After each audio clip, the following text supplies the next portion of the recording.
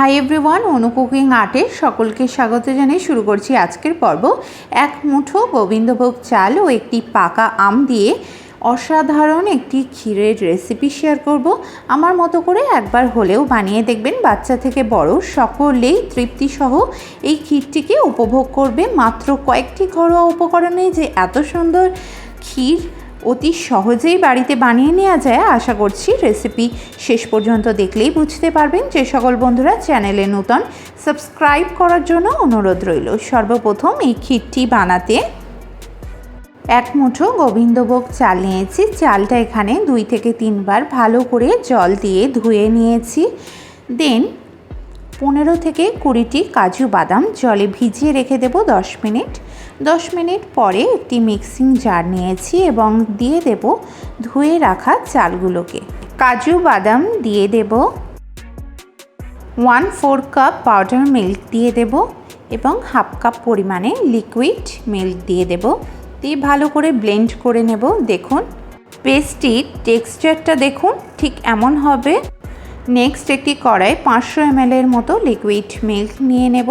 এবার দুধটাকে জাল করে ভালো করে ঘন করে নিতে হবে।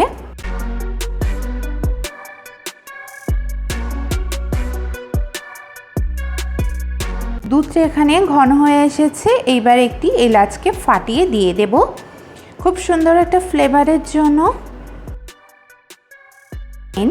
1/4 কাপ চিনি দিয়ে দেব, তবে আপনারা চাইলে মিছরিও দিতে পারেন। এবং ভালো করে দুধের মধ্যে মিক্স করব চিনিটা যাতে তাড়াতাড়ি গলে যায়। আরও ঘন করে নেব।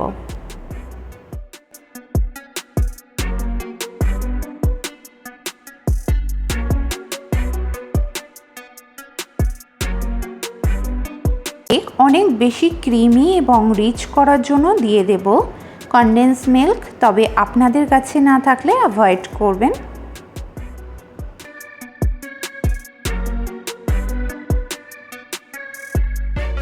জাল করে ঘন করে নেব। দুধটা এখানে ঘন হয়ে এসেছে। এবার আগে থেকে কাজু ও চালের যে পেস্টটি বানিয়ে রেখেছিলাম সেটিকে দুধের মধ্যে দিয়ে দেব এবং ক্রমাগত নাড়তে থাকবো, না হলে নিচে দলা পাকিয়ে যেতে পারে।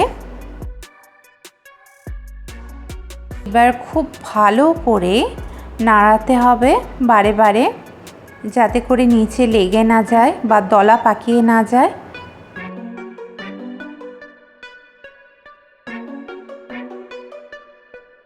এবার 10 মিনিটের মতো ভালো করে রান্না করে নেব। দেখুন ক্ষীরটি আস্তে আস্তে কতটা ঘন হয়ে আসছে। ক্ষীরটি এখানে অনেকটাই ঘন হয়ে এসেছে। এইবার ক্ষীর বা পায়েসের কালার ও ফ্লেভার দুটোই বাড়াতে অল্প পরিমাণে স্যাফরন দেব, তবে আপনারা না চাইলে স্কিপ করবেন। স্যাফরনটা দিলে খুব সুন্দর একটা ফ্লেভার অ্যাড হয়ে যায়। স্যাফরন দিয়ে আরও 5 মিনিটের মতো কুক করব। দেখুন ক্ষীরের কালারটা কেমন চেঞ্জ হয়ে যাচ্ছে, কত সুন্দর লাগছে। এইবার ফ্লেমটিকে অফ করে দেব এবং ঠান্ডা করে নেব ক্ষীর বা পায়েসটিকে। এবং আগে থেকে একটি পাকা আমকে পেস্ট করে রেখেছিলাম সেটিকে দিয়ে দেব। একদম ইউজ না করে এমন করে একটু ক্ষীরের সঙ্গে আমের পিউরিটিকে ভালো করে মিশিয়ে নেব। দেন কুক করব, ফলে আমের যে ফ্লেভার আছে সেটি কিন্তু রিলিজ হয়ে যাবে। এটি খেতে দারুণ লাগবে।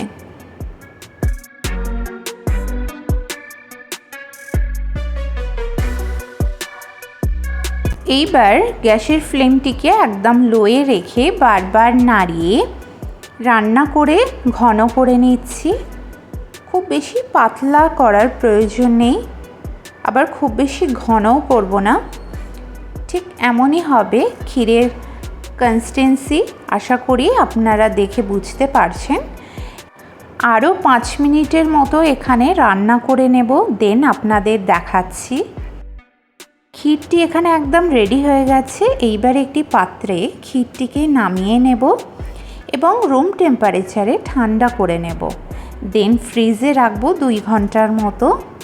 তারপর আপনাদেরকে দেখাচ্ছি। দেখুন বন্ধুরা কতটা লোভনীয় লাগছে দেখতে। উপর থেকে এবার একটু আমন্ড ও পেস্তা বাদাম দিয়ে গার্নিশ করব।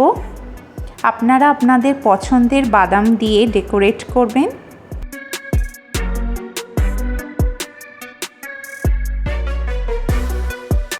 আমের কিউব এখানে একটু ছড়িয়ে দেব।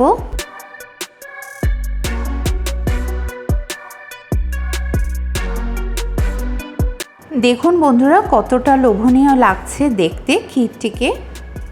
এতক্ষণে দেখে বুঝতে পেরেছেন বন্ধুরা বানানোটা যেমন সহজ তেমনি খেতে হয় অসাধারণ। আমার মতো একবার হলেও বাড়িতে ট্রাই করবেন। প্রতিবারের ন্যায় একটি রিকোয়েস্ট করব, ভিডিওটি যদি হেল্পফুল হয়ে থাকে তাহলে প্লিজ একটি লাইক ও কমেন্টের মাধ্যমে আমাকে জানাবেন। রেসিপিটি প্লিজ আপনার রিলেটিভের সঙ্গে শেয়ার করবেন। চ্যানেলে নতুন বন্ধু হয়ে থাকলে প্লিজ সাবস্ক্রাইব করে আমার পাশে থাকবেন। সবার আগে নোটিফিকেশন পেতে পাশে থাকা বেল আইকন অবশ্যই প্রেস করবেন। খুবই শীঘ্রই দেখা হচ্ছে আবারও নতুন এক রেসিপির সঙ্গে। সকলে সুস্থ থাকবেন, ভালো থাকবেন। ধন্যবাদ।